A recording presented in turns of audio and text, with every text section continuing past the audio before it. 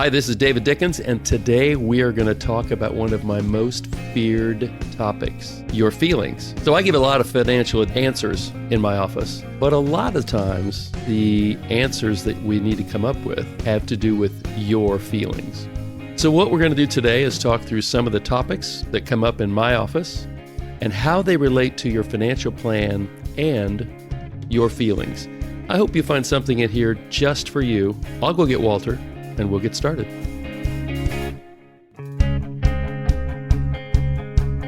Back for another edition of Cover Your Assets KC. I'm Walter Storholt alongside David Dickens, of course, the president and wealth advisor of Creative One Advisors Group, serving you throughout the Kansas City area and beyond.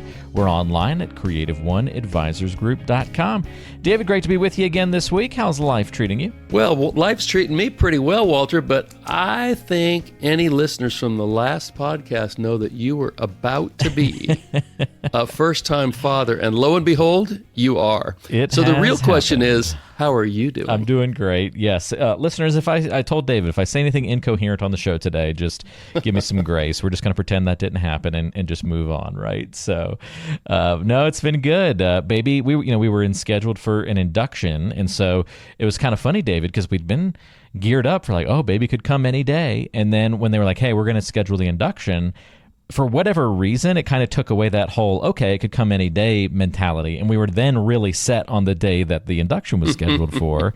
Then all of a sudden, baby came early. So we were like, those babies. Flipped back into that get ready mode. So what you're going to find out, Walter, is babies have a mind of their own. That's right. Before they're born and well after they're born. So strap it on, my friend. We're finding that out very quickly. My wife went into labor while she was at work, but didn't realize it was labor, and then called me at 5. But apparently she was seeing patients all afternoon as the labor pains were kind of kicking in and stuff. And then she called me at 5 and said, "Come get me."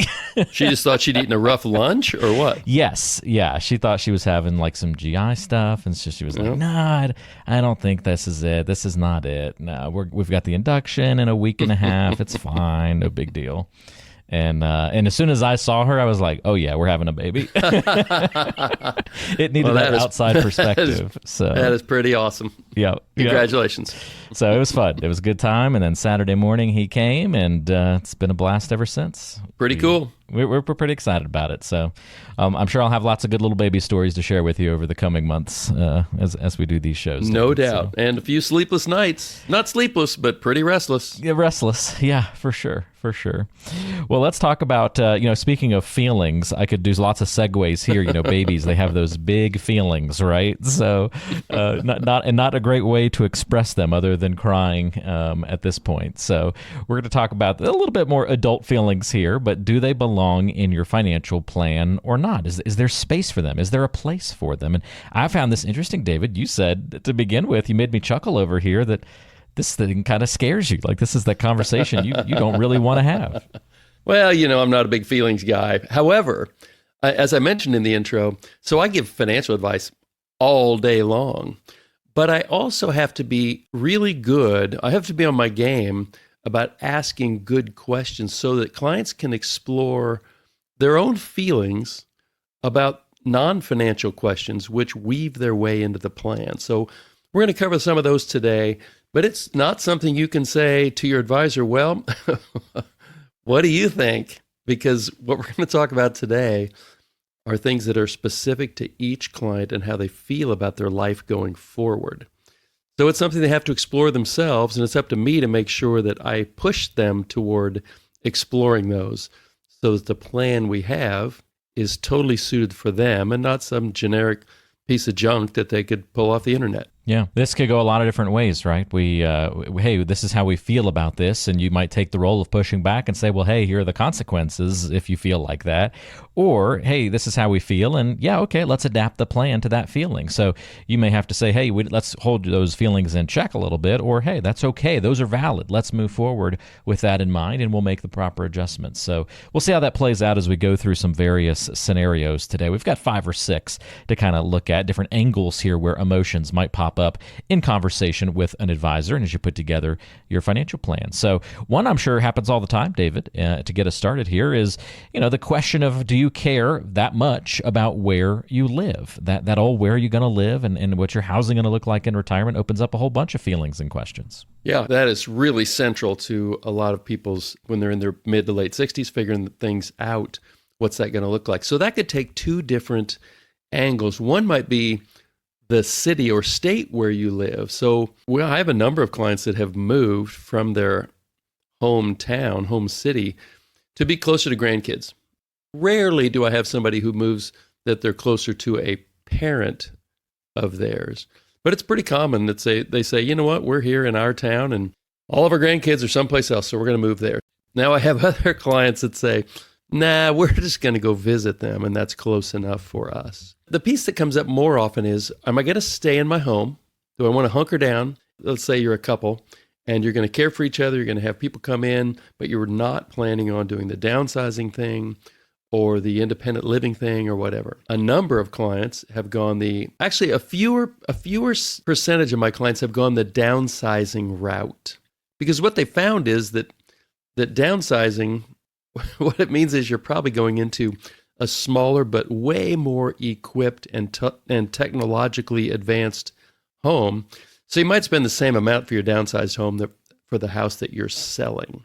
But what is more common is that they might sell their house and move into an independent living. I'm going to call it a facility, but a community that might then be able to graduate them into assisted living as they get older. So it doesn't necessarily have to be widowed. You could be a widower and do the same thing. But maybe in your neighborhood, your spouse is gone, your neighborhood is turned over, it's about a bunch of young people, and you really don't have a community anymore. And they need to build a community, and that's a great reason to move into one of these independent living places, which then you can graduate into assisted living. So lots of questions, lots of things about how you feel and how you see your life and your relationships unfolding. But it can have a really important impact on how we structure your plan, depending on where you see yourself living for the next 10, 20, or 30 years. It's a really good one. I'm sure we could do, and we probably have in the hundreds of episodes we've done over the years, David, a whole conversation about where you're going to live and that housing conversation. But yeah, this is just a really big one to realize that emotions are going to play a role in how that conversation shapes up. And that's okay. Again, we want people to be honest about their feelings and their emotions when it comes to their financial plan, and then we can decide the appropriate reactions to those. How about this next one, David? Do you love getting into the details and the nitty-gritty of your investments, or do you prefer simplicity? And not every client and their spouse, even if that's the case, is going to be on the same page with this one, right? Exactly. So you see a lot of differences spouse to spouse. But honestly, most people that work with an advisor, they're not really digging into the nitty-gritty of their investments and trying to figure it out. That's why they hired an advisor, so that we can take care of all that stuff, and they can just kind of look at the high-level allocations, the high-level results, and say, okay, I feel pretty good about that. They prefer simplicity, or they prefer the simplicity of having a trusted advisor do that for them. But then when I thought about the word simplicity, I also thought about my retirement portfolio. So I've got about a year to go before I'm fully retired. And I mean, arguably, I know a lot about investments, but I'm not going to have things very complicated because if I get hit by a bus, I want it reasonably simple for my wife. And she's a super smart attorney, but she doesn't spend much time on investments.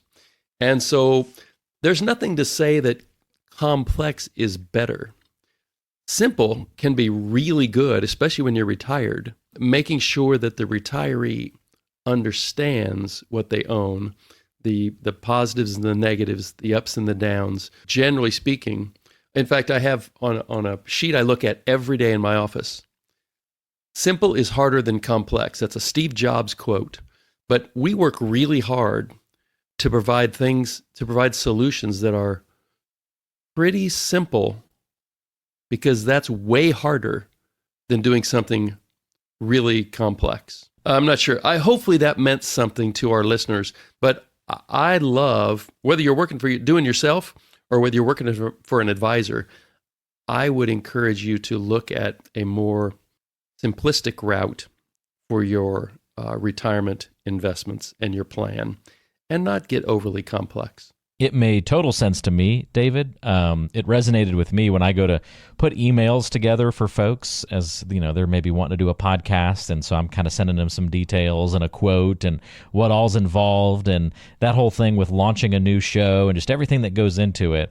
It's real easy to just send a long email with every little possible detail in there until you realize that most of the people don't want that. They want a few sentences and be done with it. So the challenge is getting the info they need into a smaller email and into a smaller, bite-sized piece of information that they can then run with. And there's a lot of skill into making something simple. So I'm fully on track with what you're talking about there. That's great. Let's talk about debt, because that's another big one. Do you feel better if you're completely debt-free, or are you comfortable with the idea of carrying some debt? I remember when my parents retired a couple of years back, this was a big one. They needed to carry a small mortgage into retirement to kind of make all their goals work. And mom had kind of this feelings hang up about just, it's okay financially, but I just don't want any debt. Like I just always had that in my mind. And that was a tough feeling or emotion to kind of get over. Yes. So that is a common conversation in my office. I am more comfortable with certain clients carrying mortgage debt into their retirement than they are. So the conversation almost always comes down to mortgage debt, because if you have a lot of credit card debt, you're probably talking to a debt counselor, not a financial advisor. Other kinds of debt, we've talked about a lot of times on this podcast. I hate credit card debt.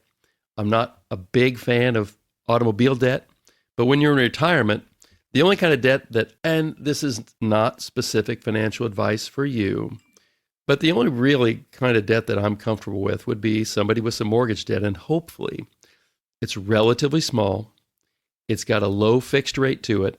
And I think that's okay. Ideally, you enter retirement totally debt-free so that your required expenses are smaller and your discretionary expenses are a larger percentage of your budget. But that's just not always the case. But if you've been paying down a mortgage, a 30-year mortgage for 25 years, it's very common for me to encourage a client to not be in a rush to pay off the last 5 years, because most of that payment is either principal pay down, which is just taking money out of your checking account and putting it into your home equity. No big deal there. You're not really saving much on interest expense. And then you might have some taxes and insurance that is put into your mortgage payment. Well, those are going to exist whether you have a mortgage or not. So it takes a little bit of work to look at the mortgage that you have and determine whether that's fine or not. But it is definitely not a non-starter for me to have a client who has relatively modest mortgage payment that they're going to just nurse along for the next 5, maybe 10 years, if it's a nice low fixed rate. Excellent way to describe that conversation, some of the anxieties that exist a little bit over the debt conversation, where that's real and valid, where we should feel anxiety and take care of it and clean it up, and where we can be a little bit more flexible. That's really good. Speaking of being flexible or having some urgency to take care of things, okay, we're now at the market volatility question and conversation. Everybody's got feelings about this and how much it bothers you or doesn't bother you, or just what are the emotions you go through when you go through market volatility, because it's not always just fear and greed, right? There's all sorts of things that could pop up in this part of the equation. Absolutely. And the feelings are way more intense as the market's going down than when the market's going up. Like, for instance, today, I mean, people are often asking us, Bill and me, they're saying, market seems pretty high. What do you think? But that's the perfect time to be asking those types of questions. What you don't want to do is to kind of frame it up, one of the most successful questions I've had over the years is this. If your portfolio is down 25%, let's say your $1 million is now worth $750,000. You open up your statement and you've only got $750,000 left.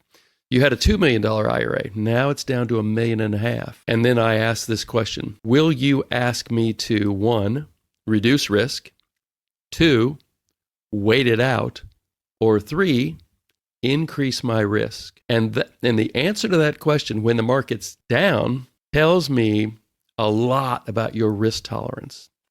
The problem with finding out when the market's down is kind of too late to do something about it. So trying to think through that, I'd encourage every person that listens to this podcast to think through that question now while we are very near all-time highs. But if you're $1 million, you wake up in next April and it's at 750, how do you feel about that? And if it would be answer number one, you need to reduce my risk, then you have too much risk in your portfolio right now. If it is, on the other hand, this is a great buying opportunity, market's down 25%, let's increase risk, then you're a pretty high-risk investor, retiree, and you can handle a higher level. You are likely to be able to handle a higher level of risk as you go through your retirement years. It is really, really individual. And from my chair, you can't always tell what somebody thinks when the market's high, because everybody's pretty happy when the market's high. I would also imagine that you've got to temper people every once in a while, like tamp down that aggressive spirit or spark them a little bit if they're too conservative. Like that's where you have to counter some of those emotions, right? And say, hey, I realize that you're not a risky person, but you can't achieve your goals unless you take on this measure of risk. You've got to be willing to maybe dip this toe in the water. And that's probably where some additional coaching comes through and where we start to push back on some of those feelings. Yeah, it is. And the hardest thing, the hardest thing I was going to say the hardest thing in my job, but there's a lot of hard things about every job.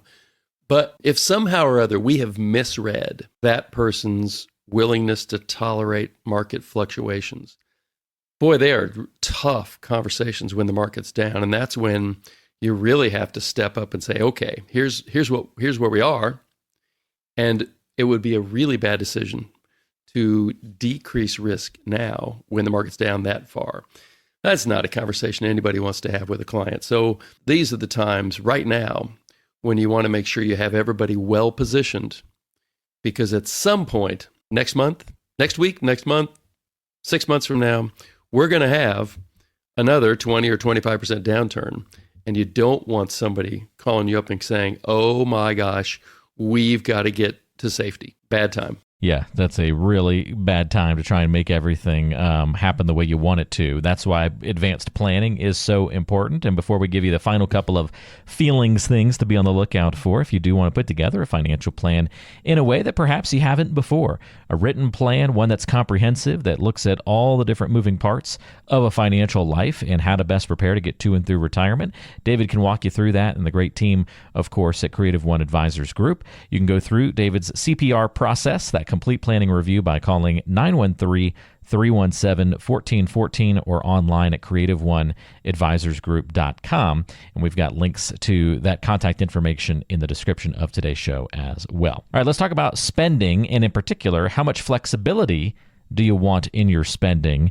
That's an interesting one to kind of include in this feelings conversation, but I guess that kind of makes sense. Like some people need a lot of flexibility and liquidity and access to their money, where other people are okay with it being kind of locked away. Yeah, so the ways that you can get contractual income streams, in other words, not much flexibility, would be your Social Security, your pension, if you're offered one at your company, and or buying some sort of annuity product where you pay an insurance company to manage all that for you, pay you a fixed amount of money every month until you die. And usually those, with very few exceptions, Social Security has a cost of living increase, so a little bit of inflation protection, but usually pensions don't, and usually annuities don't. So you have a little bit of uncertainty to manage there. I have very few clients that live on Social Security and pension. Most of them have to either use their IRA, their managed money, to give themselves income into their checking account on a lumpy basis or on a contractual basis. Is that kind of like crunchy peanut butter versus smooth? I have never thought of that. But I'm getting in my dad jokes. See, I've been working on it. That's good, and you're early on. You get a lot of work on that over the years. So I have a number of clients that are way more comfortable with contractual income. Maybe they want their discretionary income. They're fine having that on lumpy, but the money that they know they're going to have to spend every month in retirement, they want that from some sort of contractual income stream, Social Security, pension, maybe an annuity. So they maybe bite off 25% of their IRA and put it into some sort of annuity product that gives them a monthly income stream forever. I have a lot of other clients that say, you know what, I don't know. I'm not going to want the same amount of income every year. I probably want a lot more in the first 10 years and a lot less in the back half of my life because I'm not going to be traveling so much and my grandkids are going to be out on their own. And so it is very emotionally driven and it's very situationally driven. And so that's one of the really fun things about putting together a plan for a wide swath, a wide variety of people, is you have such a wide variety of the ways that people think about income in retirement and how much flexibility they want. Or people say, I don't really want much flexibility. I want to know what I got coming in, and I just want it to be like the paycheck I've been getting for the last 40 years. Yeah, that's a really interesting one, I think, to walk families through. So definitely have that flexibility conversation. May not be one of those things that you've talked about before you come in to meet with an advisor. So glad we're able to bring that one up on today's show. All right, last but not least, David, let's at least hit one more here, area where feelings might become part of a financial plan. And it's when you ask questions about legacy. How do you feel about leaving that legacy? Or do you want that last check to bounce, the old saying like that? You know, two different schools of thought and very much has a big impact on a financial plan. Yeah, and I have if I were to look at my client base, I would say that I have a large section who basically say they can have what's left over, but I've put my kids through college. And so that attitude of they can have what's left over typically comes from clients who have financially successful children. They're like, you know what? They may or may not need my money, but they're on good footing. But I do have a subsection of clients who say, who have, maybe they have a child who is an adult, but they have a disability and they're never going to be a high earner.